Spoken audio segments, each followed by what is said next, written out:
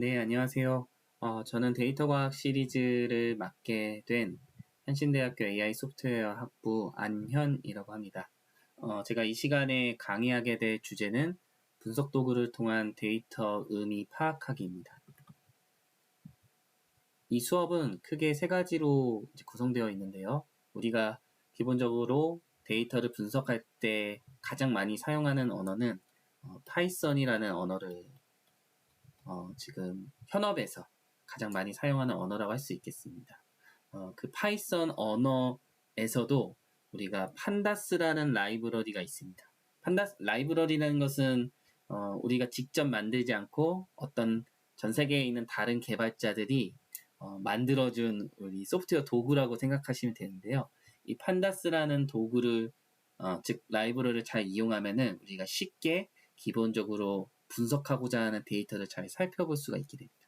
그래서 판다스의 기본적인 기능을 통해서 우리가 데이터를 간단하게 살펴볼 것이고, 두 번째 시간에는 데이터 분석에서 빠질 수 없는 중요한 이슈 중에 하나가 우리 실세계에서 많은 데이터를 분석하는 경우에서 정말 많은 경우에는 데이터가 올바르게 모든 데이터들이 온전하게 특정되어 있지 않고 많은 경우에서는 데이터가 빠져 있는 경우가 많습니다. 우리는 이러한 데이터를 이제 결측치라고 부르는데요. 그래서 두 번째 파트에서는 역시나 판다스를 이용해서 간단하게 이 빠져있는 데이터를 처리하는 부분에 대해서 같이 설명하고 실습을 진행하도록 하겠습니다. 세 번째 파트 역시 데이터 분석에서 되게 중요한 이슈입니다. 일단은 보통 데이터의 값 범위에서 벗어난 그런 데이터들을 우리는 이상치라고 부르고 있습니다. 그래서 이런 이상치들을 발견하고 그 다음에 적절히 뭐 제거하거나 제거 후에 후 처리 작업을 해준다든지 이러한 작업을 이제 거치게 되는데요. 그 부분에 대한 내용은 이제 세 번째 시간에 다루도록 하겠습니다. 먼저 첫 번째 파트입니다. 네, 그래서 본격적인 그 설명과 실습에 들어가기 앞서서 저는 이제 데이터 사이언스에 대한 과정을 잘 이해하기 위해서 저는 이제 요리를 하는 과정을 한번 비유를 해봤는데요.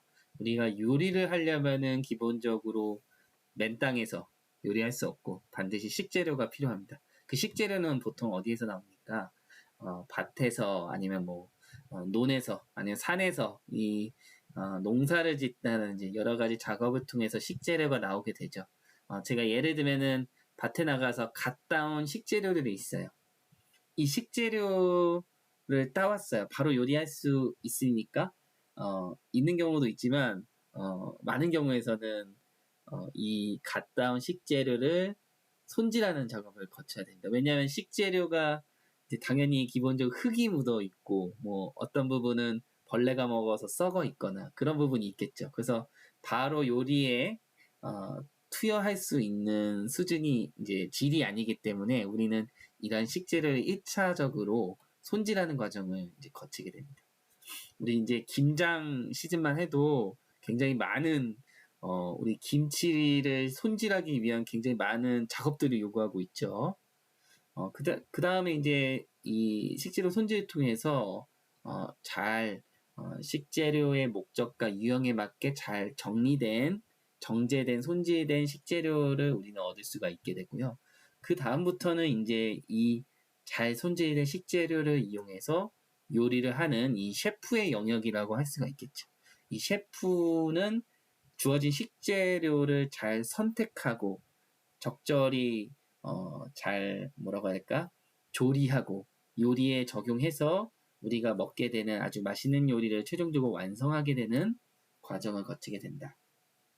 자, 이거는 우리가 기본적인 하나의 뭐 단품 요리를 만들기 위해서 이 기본적인 식재료를 얻는 것부터 시작해서 손질하고 요리를 하는 과정을 한번 비유를 한 건데 이 녀석이 요리가 너무 맛있는 거예요. 그래서 나만 먹을 수는 없으니까 이거를 프랜차이즈화 하고 싶은 겁니다. 누구나 많은 사람들이 최대한 필요할 때 이 요리를 제공하고 싶어요. 그래서 이걸 사업하고 싶습니다. 그럼 우리는 본격적으로 단순하게 그냥 요리하는 것에 그치지 않고 이제 물류와 유통의 개념이 이제 적용되기 시작합니다. 그래서 필요한 경우 이러한 대규모의 식재료를 운반해야겠죠. 그래서 이런 운반하기 위해서는 이런 택배라든지 이 대형 창고에 굉장히 많은 식재료들을 보관을 해야 될 필요도 있겠죠.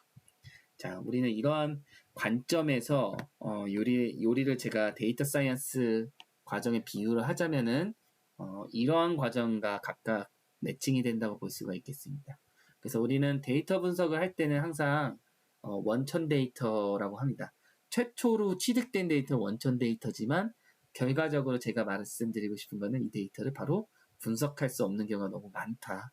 데이터 품질이 떨어져 있다. 그래서 이 데이터 품질을 최소한의 데이터 분석이 가능하게끔 품질을 올리는 과정, 여러 가지 전처리와 정제 과정을 포함하는 과정을 저는 이제 데이터 엔지니어링이라고 정의를 합니다. 이 과정을 거치면은 분석 가능한 정제된 데이터를 우리는 얻을 수가 있고, 이 정제된 데이터를 가지고 목적에 맞게 분석을 수행하는 사람들이 데이터 사이언티스트다. 자, 이 데이터 분석 과정을 또 다른 용어로는 이제 모델링 과정이라고 보통 이제 표현을 하기도 합니다. 왜냐하면 우리가 많은 이 과정에서 그냥 단순하게 직감으로 분석하는 것이 아니라 이미 잘 개발된 통계적인 모형을 많이 이용하기 때문이죠. 그래서 이 모델링 결과를 통해서 나오는 이 결과물들은 데이터 분석 결과 말 그대로. 그 다음에 최근에는 데이터 분석 과정에 머신러닝과 같은 인공지능 기술이 많이 적용되기 때문에 그 결과가 어떤 이제 새로운 데이터가 들어왔을 때 예측 또는 인식을 수행할 수 있는 모델이 결과로서 산출이 되기도 합니다. 자, 이거는 하나의 뭐 데이터를 쭉 분석하는 과정이라 볼 수가 있고, 이것이 이제 기업 수준으로 확대된다고, 스케일이 확대된다고 가정했을 때는 우리는 두 가지 요소를 고려해야 되는데요. 하나는 그 데이터의 양이 굉장히 방대해진다. 기업 레벨이라고 한번 생각을 해보십시오. 단순히 개인 목적의 데이터 분석이 아닙니다. 그 다음 두 번째는 실시간성이 굉장히 중요해집니다. 우리가 카카오 서비스, 카카오티와 같은 모빌리티 서비스 이용할 때도 제가 택시를 요청했을 때 거기에 맞춰서 바로 응답을 받아야만 제가 그 카카오티 서비스를 이용할 가치를 느끼겠죠. 제가 택시를 요청했는데 1시간 뒤에 택시가 잡혀요. 이거는 말이 안 되고 사용이 불가능한 서비스를 할 수 있겠죠. 그래서 기업 레벨에서 봤을 때는 데이터 양과 실시간성이 매우 중요하고, 이것들을 잘 처리하기 위해서는 인프라가 갖춰져야 된다. 그래서 굉장히 방대하고 다양한 데이터들을 수집하고 적재하고 실시간 스트리밍 처리를 할 수 있는 이런 인프라, 소프트웨어를 처리하기 위한 인프라가 갖춰져야 되고요. 그 다음에 그 밑단에서 데이터를 저장하고 관리하는 빅데이터 플랫폼 같은 것들이 갖춰줘야 합니다. 그래서 기업 레벨에서 뭔가 주기적이 아니라 뭐 실시간성으로 상황에 맞춰서 고객의 요구에 맞춰서 서비스를 제공하기 위해서는 이런 빅데이터 플랫폼과 관련된 기술들의 도입이 반드시 필요하다라고 볼 수 있겠습니다. 자, 전반적인 데이터 사이언스 과정에 대한 비유와 설명을 드렸고요. 이 시간에는 간단하게 한번 데이터를 살펴보려면 어떻게 해야 되지? 저는 이제 판다스라는 라이브러리를 추천드립니다. 이거는 저의 개인적 견해가 아니고 사실상 데이터 분석에 종사하는 모든 사람들이 기본적으로 판다스라는 라이브러리를 이용해서 데이터를 분석하고 조작한다. 이 녀석은 사실은 이 AQR 캐피탈 매니지먼트라는 미국의 이제 되게 유명한 투자 회사가 있어요. 거기에서 한 이제 리서처가 금융 데이터를 어떻게 하면은 조금 더 편리하고 잘 조작해서 시각화하고 분석도 해볼 수 있을까? 그런 것들 고민하다 보니 그냥 한번 만들어 본 게 판다스의 시작이라고 할 수 있겠습니다. 오늘날에는 이 라이브러리가 굉장히 기능이 업데이트가 많이 돼서 많은 데이터 사이언티스트들이 활용하고 있고요. 주요 기능은 가장 중요한 거는 다양한 파일 유형이 있지 않습니까? 세상에는 그 파일 유형들을 쉽게 읽고 쓰고 저장하는 이런 것들이 잘 지원이 되어야 돼요. 그래서 우리는 이러한 영역의 일들을 데이터 입출력 또는 데이터 I/O라고 표현을 합니다. 이 데이터 I/O에 관련된 기능이 매우 강력한 게 이제 판다스의 장점입니다. 예를 들면 뭐 이러한 다양한 파일 유형에 대한 입출력이 자유롭고요. 그 다음에 데이터 전처리 및 정제를 쉽고 강력하게 수행할 수 있다. 그 다음에 이제 분석 관점에서도 기본적인 통계 분석, 통계 방법 등을 제공해주고 그 다음에 이 결과들을 바로 시각화에 연계할 수 있는 기능들이 매우 훌륭하게 구현되어 있다. 자, 그러면 판다스는 라이브러리입니다. 파이썬에서 사용할 수 있는 녀석이고요. 그러면 이제 어떻게 파이썬 환경에서 사용할 수 있냐? 가장 먼저 설치를 해야 되죠. 이제 설치하는 이제 명령어는 파이썬에서는 우리 pip 띄고 인스톨이라는 명령어를 이용해서 대부분의 파이썬 라이브러리를 설치할 수가 있습니다. 이 뒤에 나오는 이 키워드는 내가 설치하고자 하는 라이브러리 이제 패키지명이라고 합니다. 패키지명만 정확하게 작성만 해주면은 우리가 원하는 라이브러리를 그때그때 쉽게 설치할 수가 있어요. 설치하고 난 다음에는 우리 파이썬 코드에서 이 라이브러리를 항상 불러오는 것부터 시작을 하셔야 됩니다. 불러오지 않으면은 해당 라이브러리를 사용할 수가 없어요. 그래서 그런 이제 문법이 있습니다. 이것도 지금 이 수업 시간에서 문법 자체를 뭐 외워야 되겠다라고 생각하실 필요는 없고 그냥 라이브러리를 내가 사용하려면은 이런 키워드를 사용해야 되겠구나 정도만 숙지하시면 될 것 같습니다. 판다스에서 사용하는 주요 객체는 두 가지 정도라고 보면 되는데 너무 간단하게 우리 판다스는 쉽게 말해서 우리 엑셀 같은 거 한번 다뤄보신 적이 있으니까 엑셀은 기본적으로 이렇게 어떻게 표현하죠? 데이터를 2차원 테이블의 형태로 표현을 하죠. 그 다음에 여기에 이제 컬럼들이 있고 이렇게 표현을 하는 거죠. 그쵸. 그래서 여기에 이제 값들이 이제 쓰여져 있고 이게 엑셀에서 다루는 데이터 크게 다르지 않아요. 판다스는 이렇게 기본적 2차원 테이블 데이터를 표현하는 건데 여기서 시리즈는 2차원 테이블 중에서 하나의 컬럼, 좀 다르게 표현할게요. 하나의 컬럼이니까 여기 세로 한 줄에 해당되는 이 부분이 이제 하나의 컬럼 또는 우리 다른 데이터 분석 그 분야에서는 변수라고 부르기도 하죠. 이 컬럼 또는 변수에 해당되는 객체가 시리즈라는 객체로 표현을 해요. 판다스에서. 객체라는 이제 개념에 대해서 잘 모르셔도 됩니다. 일단은. 그 다음에 이제 두 번째 주요 객체가 이 말 그대로 이 테이블 자체를 표현하는 2차원 데이터 컬럼 여러 개 컬럼으로 여러 개 시리즈로 구성되는 2차원 테이블을 판다스에서는 데이터 프레임이라고 부르게 됩니다. 그래서 판다스는 두 개의 요 객체를 가지고 데이터를 조작하는 거고요. 근데 더 주로 사용하는 건 데이터 프레임이라고 볼 수가 있겠습니다. 그래서 이 데이터 프레임은 말 그대로 2차원 테이블이기 때문에 행 인덱스와 열로 구성되어 있다. 자, 이런 설명들 제가 슬라이드에 나와 있지만 굳이 시간적인 제한 때문에 자세하게 설명하지 않는 부분도 있으니까 좀 양해해 주시고요. 데이터가 어떤 걸 분석할 거냐 이 수업 시간에서 CSV 파일을 가지고 데이터를 분석할 거예요.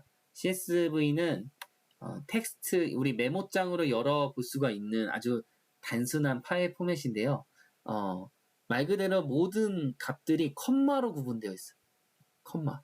공백 문자를 허용하지 않습니다. 그냥 컴마로만 이렇게 구분을 해주면 되는 겁니다. 가장 한 가지 특징은 가장 첫 번째 줄. 이 부분이 보이시죠? 이 첫 번째 부분은 값이 아니라 컬럼명이라고 이제 생각을 하시면 됩니다.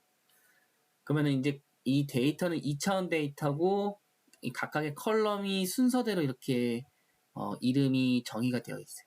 그럼 두 번째 줄부터는 뭐예요? 이제 전부 값입니다.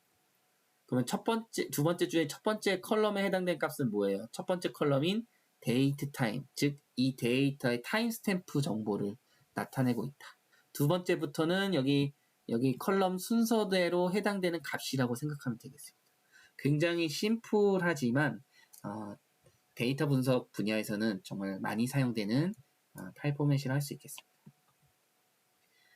그러면은 이제 이 부분에 대한 내용들 파일을 불러오고 그 다음에 이 데이터를 살펴볼 때 사용해야 될 기본 메서드나 속성 이런 것들은 제가 실습하면서 한 번씩 설명을 드릴 테니까 지금은 당장 모르셔도 상관없어요. 이거는 수업 끝나고 난 다음에 따로 공부를 하실 때 참고하시면 되겠습니다. 그럼 바로 실습으로 넘어가면은 자, 제가 이제 실습은 주피터 랩으로 실행하면 되는 거고요.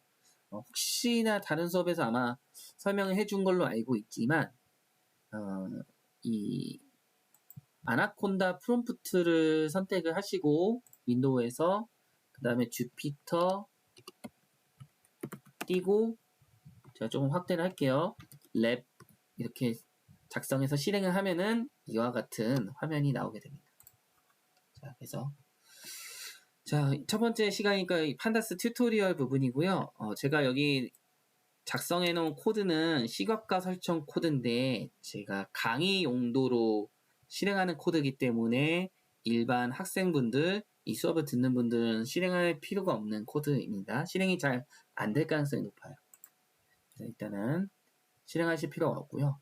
먼저 이제 시스템 시작할 때 라이브러리 필요한 거 판다스가 있고요. 넘파이는 제가 설명드리지 않았지만 판다스와 함께 이번 수업 시간에서 판다스를 보조해주는 라이브러리라 생각하면 될 것 같습니다. 이것도 데이터 분석할 때 굉장히 많이 사용이 됩니다. 그러면은 우리가 어떤 데이터를 한번 살펴볼 거냐? CSV 파일인데 이 파일은 에어 퀄리티, 즉 공기질과 관련된 데이터입니다. 그래서 공기질과 관련된 다양한 컬럼, 이제 변수라고 하죠.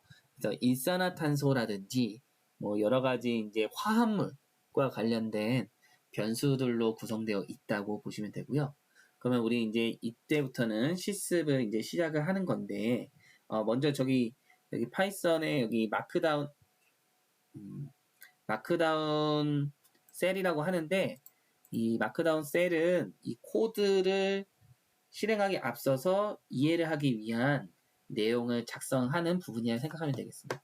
우리 프로그램 분야에서 이제 주석이라고 하기도 하는데요. 자, 그래서 이 부분 참고하시고 첫 번째 데이터를 먼저 로딩을 해야 되는데, 자, 판다스는 우리가 이렇게 불러왔죠. 그리고 as 키워드 뒤에 pd라고 붙여졌죠. 이제는 이 코드에서는 판다스 라이브러리를 pd라는 단축된 간결한 이름으로 부르겠다는 거. 그래서 pd에 이제 read 언더바 csv라는 함수가 있습니다. 우리 이 함수의 읽을 파일 명을 정확하게 작성을 해주면 되겠습니다. 그러면 이제 우리 프로그램 문법을 조금 배우셨다면은 이 결과를 이퀄 문자 한 다음에 이 좌측에 있는 좌항에 대입을 한다고 우리는 표현을 하거든요. 그러면 쉽게 말해서 이 읽어온 내용을 이 df라는 변수에 저장을 했다라고 이해를 하시면 되겠습니다. 자, 그럼 주피터 랩에서는 이 변수 그냥 이름을 그대로 이제 작성을 해서 실행을 하면은 그러면 그냥 이 출력 결과가 나오게 돼요. 자, 제가 한 가지 이제 또 말씀 안 드린 부분은 이 코드는 이 시스 코드는 이렇게 네모로 박스 쳐져 있죠. 각각 이 박스를 코드 셀이라고 하는데 이 코드 셀을 실행하는 단축키 하나만 기억하시기 바랍니다. Shift 엔터 키 누르면 이렇게 이 해당되는 코드 셀이 실행이 됩니다. 자, 그래서 이제 데이터 프레임을 한번 객체를 한번 사용해 볼 건데 판다스 이용해서 이런 이제 라이브러리 이용해서 해 볼 겁니다. 자, 그래서 첫 번째 이 데이터 프레임의 2차원 테이블이고 우리가 불러왔어요. 에어 퀄리티 이 CSV 파일을 읽어서. 그럼 여기에 이제 일부 내용, 전체 내용은 볼 수가 없으니까 일부 내용만 보기 위한 이제 메서드, 이제 함수는 df.head라는 녀석을 실행하면 되겠습니다. 그러면은 기본적으로 최상단 5개의 값만, 샘플만 출력을 해주게 됩니다. 자, 굉장히 많은 변수들로 이루어져 있죠. 이 녀석은 각각의 화합물, 공기질과 관련된 화합물들의 농도라고, 밀도라고 생각하시면 되겠습니다. 그 다음에 이제 우리 데이터를 또 살펴보는 것 중에 중요한 거, 이 데이터셋을 구성하는 컬럼들의 정보를 확인하기 위해서는 df.info라는 함수가 있습니다. 자, 실행을 하면은 이런 정보들이 출력되고요. 중요한 부분은 이 부분이라 생각하시면 됩니다. 이 데이터가 이제 어떠한 컬럼, 어떠한 변수들로 구성되어 있고, 그 다음에 이 non-null count는 널이 뭐냐면은 비어있는 아무 값도 아닌 이런 의미를 가지고 있습니다. 여기 앞에 non이라는 것이 붙였으면 이것의 부정이니까 의미 있는 값들이라고 생각하시면 돼요. 그래서 의미 있는 값들의 개수가 이렇게 된다. 그러면은 왜 개수가 이렇게 차이가 나냐? 쉽게 말해서 이 개수가 적은 것들은 의미 없는 값들을 상대적으로 많이 포함하고 있는 변수다. 그러면 여기서 말하는 의미 없는 값들은 오늘 수업에서 우리가 다루게 될 그 결측된 데이터, 그러니까 빠져있는 데이터라고 보시면 되겠습니다. 그래서 이런 것들을 확인할 수가 있고, 그 다음에 이 d타입이라는 것은 요 변수별로 적용된 데이터 타입을 의미하고 있다. 지금 0번을 제외한 모든 이 변수들은 플롯 64로 이제 설정이 되어 있습니다. 이 녀석은 그러니까 수치형이라고 생각하면 되겠습니다. 실수형. 자, 그 다음에 우리 형상 확인. df.shape이라는 그러니까 모습, 모양을 의미하고 있죠. 형상이라는 건 쉽게 말해서 차원 정보이고요. 데이터 프레임은 기본에 2차원 데이터예요. 그러면은 첫 번째 차원, 두 번째 차원 정보가 정보를 포함하고 있겠죠. 그럼 첫 번째 차원이 9357은 뭐다? 이 테이블에서 각각의 요 세로 축을 담당하는 행의 개수다. 즉 데이터의 샘플 개수를 의미하고 있고, 그 다음에 두 번째 차원인 12라는 것은 이 데이터의 X축을 담당하는 이 컬럼의 개수를 의미하고 있는 겁니다. 그럼 이 데이터 프레임은 9357 곱하기 12개의 값들로 구성되어 있다 라고 보시면 되고요. 그 다음에 이 df.describe 이 녀석을 누르면은 자, 이 기본적인 통계량을 변수별로 확인할 수가 있습니다. 이런 통계량을 우리 기술 통계량이라고 하는데요. 가장 대표적인 우리 평균, 그 다음에 표준 편차, 최대값, 최소값, 그 다음에 이제 이런 사분위수 같은 것들을 볼 수가 있는 거죠. 우리가 데이터 분석할 때 이런 기본적인 통계량 먼저 확인을 해야 되는 경우가 많이 있습니다. 그 다음 제가 데이터 타입을 한번 확인을 해보고 싶어요. 지금 df라는 변수에다가 데이터를 넣어놨잖아요. 앞에 타입이라는 메서드 이제 함수를 입력. 항상 이 가로 안에 이렇게 넣는 거는 이 함수의 입력값이라고 생각하면 되겠습니다. 자, 데이터 프레임 변수를 넣게 되면은 출력되는 게 이 변수는 데이터 프레임의 변수다 라는 것을 우리가 공식적으로 확인을 해본 겁니다. 자, 데이터 프레임은 이제 2차원 테이블입니다. 근데 저는 이 중에서 특정 하나의 변수 값만 보고 싶어요. 예를 들면은 이 데이터에서 가장 중요한 변수는 일산화탄소인데요. CO이죠. 이 녀석만 선택해서 시리즈 객체로 뽑아와서 한번 보고 싶다. 자, 시리즈가 이 하나의 컬럼에 해당되는 데이터를 의미한다고 말씀드렸습니다. 그러면 어떻게 하냐? 자, 데이터 프레임 변수에 이렇게 대괄호를 껍데기를 만들어주고요. 그 다음 여기에 우리가 접근하고자 하는 컬럼의 이름을 작성을 해줘야 됩니다. 근데 이 컬럼 이름이죠. 어떤 텍스트 또는 이제 프로그램 언어에서 문자열이라고 하는데 이 문자열은 항상 이런 단따옴표 또는 쌍따옴표로 이렇게 감싸줘야 한다는 점 잘 이제 이해하시기 바랍니다. 그래서 실행을 하면은 이제 일산화탄소 컬럼에 대한 데이터를 확인을 해 볼 수가 있습니다. 대략적으로 일산화탄소 농도는 이런 값들로 구성되어 있네요. 그러면은 우리가 방금 얻어온 이 하나의 컬럼에 대한 데이터 타입은 무엇이냐? 그럼 여기 똑같이 이렇게 타입 함수로 감싸줘서 실행을 해보면은 이게 제가 말씀드린 것처럼 1차원 하나의 컬럼에 선택한 결과인 시리즈라는 것을 우리가 확인할 수가 있습니다. 자, 그 다음에 한 가지 해볼 거는 이제 특정 조건을 만족하는 데이터를 선택하는 이 행위는 데이터 분석에서 정말 많이 사용되는 기본적인 오퍼레이션인데요. 어떻게 하냐? 이 데이터 frame.loc라는 녀석이 있습니다. 자, 이름은 지금 뭐 이해하실 필요는 없습니다. 로케이션 베이스드 인덱서라고 하는데 이거는 지금 아실 필요는 없을 것 같아요. 여기 안에 중요한 거는 또 대괄호를 열고 여기 안에 내가 선택하고자 하는 데이터에 대한 조건을 작성을 해야겠구나 정도만 생각하시면 됩니다.